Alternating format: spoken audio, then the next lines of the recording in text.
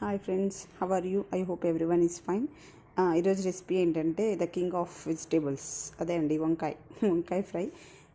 పొడవు వంకాయ చాలా ఈజీగా అయిపోతుంది, చాలా తొందరగా అయిపోయే రెసిపీ ఇది. ఎందుకంటే నార్మల్ వంకాయలు చాలా టైం తీసుకుంటాయి, బట్ ఇది చాలా తొందరగా అయిపోతుంది పొడవు వంకాయ. ముందు మనము ఆయిల్లో ఆనియన్, పచ్చిమిర్చి అండ్ కరివేపాకు వేసి బాగా మగ్గిన తర్వాతకి కొంచెం పసుపు వేయాలి.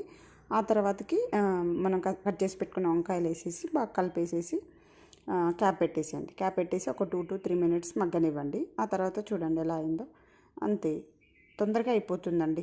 బాగా కలిపేసుకొని దాంట్లోకి 1 tablespoon రెడ్ చిల్లీ పౌడర్, కారం అండ్ సాల్ట్ తగినంత మీకు చూసేసుకోండి.